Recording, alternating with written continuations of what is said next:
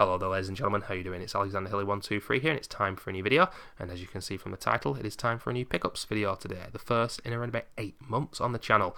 Usually these are between, I don't know, every 3 to 5 months, but this one is taking around about double the amount of time.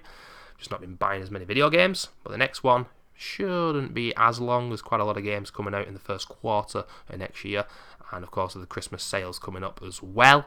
So, Steam, on bloody PSN store with Microsoft store, so we'll be purchasing some more games. But I've got 5 to show you guys today, all on the Xbox, funnily enough. 2 physical and 3 digital. One was a Xbox 360 game using backwards compatibility. I've also got my Xbox on.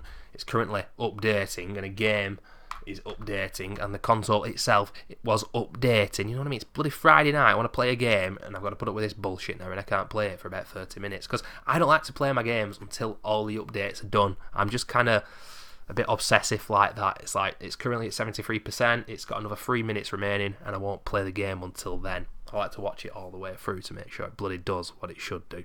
But anyway, ladies and gentlemen, first of all, in today's pickups video, we are going to be talking about Control, the new game, the last game from Remedy, released, I don't know, about 6 months ago or so. Kind of losing track of time. But yeah, this game was lauded, it was given critical acclaim, and I didn't quite see it. Now, what I will say about this game is I purchased it and played it on the vanilla Xbox One. And yet again, it is another game, and there's another game I can talk about in this similar manner coming up later in the video, where if you play this on a vanilla Xbox One or PS4, you're going to have a worse time of it than someone playing on a PS4 or Xbox One Enhanced, Xbox One X, whatever the fuck it's called. Of course, we know you're going to get worse performance of the PC, needless to say, but it's not fair that people are not getting a good performance from a game because they're not buying the mid-generation console updates. It sucks ass, man. But that is the case with this game. Frame rate drops all over the place, not just certain areas where you can see that the frame rate is dropping, and it's a particular area which is giving the game a bit of a hard time. It's all over the place. Bad checkpoints, bad bosses, real trial and error gameplay that feels frustrating. And you only have one gun in this game, and I really like that aspect.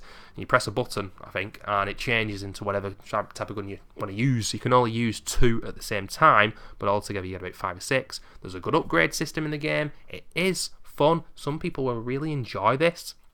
Atmosphere, story are still pretty solid from Remedy, but the game's game world, nowhere near as good. This is Remedy's first ever time making a game that isn't fully linear, and in my opinion, this game is too bloated and too big. Now, I speak about my issues with modern gaming, and one of them is that games are getting way too big, but I played Days Gone this year, an absolutely massive game, and I didn't care that it was massive because the game's game world was a pleasure to traverse through. This game is a pain in the ass. The map system is awful. Sometimes when you try to use the map, it takes about 45 seconds to load up. I'm not joking. And when you die to the bosses in this game, because there are bosses all over this game, unlike Remedy's other games, you will go to a 30-second long, at least, a loading screen. Then you go back to a central hub, like a bonfire, like in the Dark Souls games. Fuck that series. And you've got to go and run back to the boss, and it is frustrating. This game is hard as well, and it doesn't have a difficulty level, and it is the Dark Souls influence which is becoming cancerous to modern gaming, in my personal opinion. Apparently the last Star Wars game got great reviews, but apparently quite hard, bonfire-like system. I don't know if it had a difficulty. Be interested to check that out, actually. But I don't like Dark Souls, and I don't like how inspiring it is to a lot of devs in the last 5 or 6 years. Its inspiration is all over the place, and I know most people love that series. I think the gameplay is atrocious, and if it had checkpoints, maybe I could get involved, but I hate games with bad checkpoints. The checkpoints in this game are awful. I think it's Remedy's worst game, and yet people absolutely love it. But I've given my reasons for not loving it. I'm about an hour from the final boss. Maybe one day I'll complete it, maybe I won't. And that's that. But coming up next, ladies and gentlemen, is Thief on the Xbox One. And the next video, or the next game I'm showing after this one, I should say, I got stung with. I paid £17 and I really didn't enjoy the game. This, though, I only paid £4. I got it from CAX secondhand, and I've just been in a mood to play a gritty, dark stealth game, and this ticks all the boxes. It's an old series, reimagined, and this game did not get great reviews when it came out. It got panned across the board, but kind of average reviews. But my lord, there's been quite a few games really in this last 3 to 5 years that haven't got good reviews and that I've ended up liking, like The Order 1886 for example. Although I didn't complete that, I got about halfway through. That wasn't a great game from what I played, but it was alright. And it isn't good enough to just say a game's alright when you buy it for full retail price, and it was apparently short, and of course it's linear, which people hate these days. But I've nothing to say about this. I played Thief 2 The Metal Age on the PC a long time ago. Proper old school first person stealth game. Clunky as shit. Really difficult. But let's just see what I think of this. I've nothing to say because I've not played it yet, but I'm in the mood to play a game of that style. Whether I like it or not remains to be seen. And next up, ladies and gentlemen, is a game that I have already uninstalled. And like I said before, I took the hit, took the plunge. I paid for £17 for it, and it was not a good purchase at all. I waited for the price to come down on the Xbox store because it is only digital, this game, I think. It's not physical. But £35 to £17, it is World War Z, the Xbox One version. And you can't speak of this game without speaking about Left 4 Dead. And I basically bought this game because I wanted more of a Left 4 Dead experience. Maybe I should have been more, maybe not open-minded, but just kind of treated the game on its own merits. But it copies Left 4 Dead so much that it's just ridiculous and you can't help it. But it does absolutely everything that game did, but much, much worse. There's no atmosphere, the guns feel shit, the game is just average, and it's just kind of empty and hollow and soulless. The zombies don't mean anything. You play in headphones, Left 4 Dead, all the special infected, they had their own audio cues, and it was such genius from Valve because you knew to watch your back, you knew when to back up and give somebody space, and that element of that game is incredible. World War Z has none of that. There are special infected, but there's no music cues, that dun dun dun dun dun in Left 4 Dead, where it's like something spawned. It's absolutely genius. It's the simplistic things which we all take for granted, but they implemented them in the first place way back in 2008 when that game was released. And World War Z just does everything worse. I also don't like why everyone's got to have a class. You're the medic, you're the firearms specialist, you're the bombs explosive guy. It's like, why can't everyone do a little bit of everything, That's one of the things I love about Left 4 Dead. There's no upgrades. You've got a one pistol at the start. You might get a second pistol if you know where to look once you play the game a lot. And the replayability of that game with people online, it's the only game apart from Rocket League that I love to replay online, Left 4 Dead. When people play it properly, have a good group of survivors, absolutely love it. And I'm hearing now about Valve making a new Half-Life game and a new Left 4 Dead in VR. These are the rumours. It's like, it's not rumours with a Half-Life game, a Half-Life Alyx, when my name is spelt incorrectly with a Y. What the fuck's that about? But we'd love to see a real new Half-Life. We'd love to see a real new Left 4 Dead. Who wants to play Left 4 Dead, especially in VR? I'm sure people who play Resident Evil 7, I could only, if I played that, Resident Evil 7, especially that knife scene at the start of the game, you'd be getting motion sickness before long, but especially Left 4 Dead, that game's a million miles an hour. But anyway, whatever. World War Z, though, fair play if you do like it, but I just couldn't get into it, and everything about it was just really, really bland, in my opinion. Anyway, next up, ladies and gentlemen, is a game that I got digitally. It's weird at the moment because I've got digital games that I love, I've got physical games that I love, and then I've got physical games that I didn't like, and I'm thinking, why did I get that game I love digitally? Well, because I didn't know when I purchased it what I would think of it.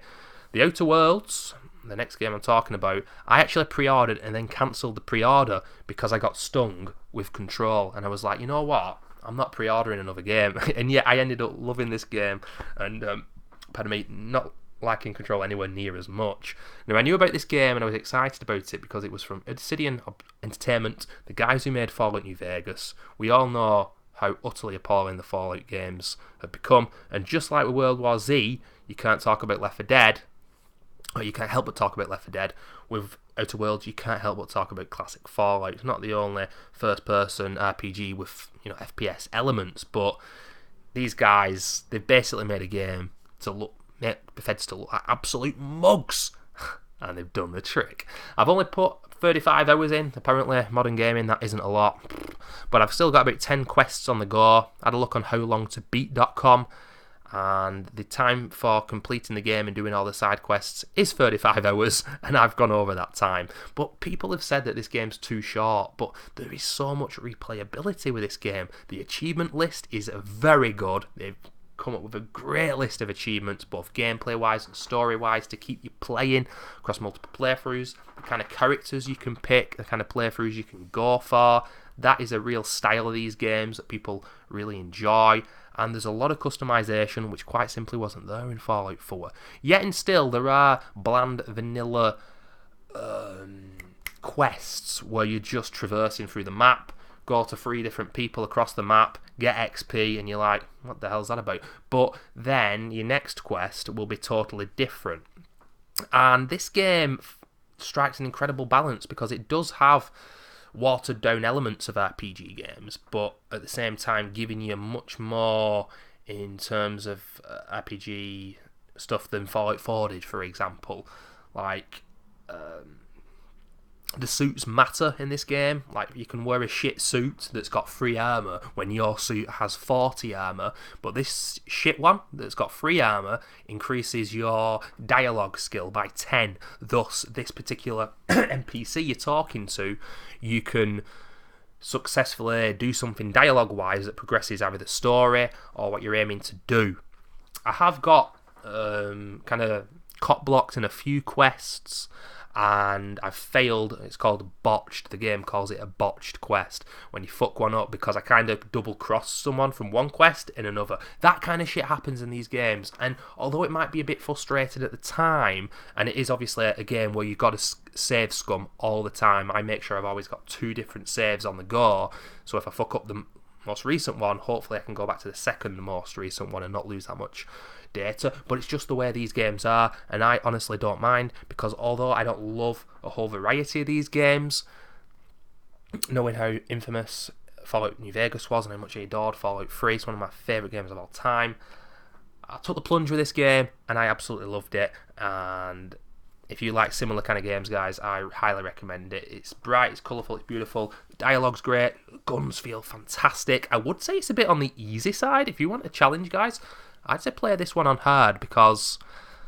it isn't that hard, but the companions are really useful. And that's the other thing, you can give your companions different guns and different armour. It genuinely makes a difference. You can see the HP values of the enemies. There's different kinds of weapons like shock, plasma, acid corrosion, shit like that.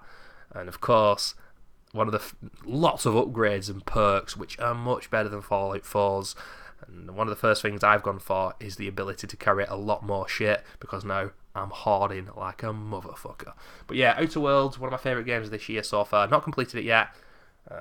Time is against me, but hopefully I will very soon. And last but not least, ladies and gentlemen, is a game which I purchased just a couple of days ago on the Microsoft Store. Obviously not played it yet, hoping to do so sometime in January next month. It is Crysis 2. I had purchased the first Crysis last summer, and I thoroughly enjoyed it. I really had a good time with it. Didn't like the last 20% where the game became all sci-fi futuristic and whatnot. Bit bizarre. It came from nowhere and kind of nearly ruined the game. It's so annoying when that happens. Condemned did that as well with that supernatural ending. Sick game, but you hate it when a game trails off and becomes something totally different, but the gameplay and the game experience in general suffers because of that. But yeah, overall I did enjoy Crysis 1, but I wasn't willing to pay the £20 for Crysis 2. The game was released in 2011, 3, 4, 5, 6, 7, 8, nearly 9 years old now, and Microsoft were giving it away for 20 quid. No. A few days ago I saw it was on offer, £5, and I've purchased it. So there are some people that say that Crysis 2 is not as good as Crysis 1, and then vice versa. Some people prefer the second game to the first. Universally though, of course, there will be some differences, but universally, overall, most fans of this series seem to think that both the first two games are just better than the third game. Apparently the second game is more linear than the first as well, because the first game was obviously just released on PC back in 2007.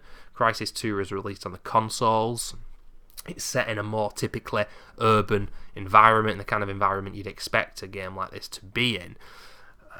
But we'll just have to see how it is. But I'm looking forward to Crysis 2, even though it sucks that I've had to purchase an EA published game. But it is what it is. You know, I've got to try and play as many good games as possible. But ladies and gentlemen, like I say, a lot of good games coming up in the next coming months, and the Christmas sales are going to be on within the next couple of days.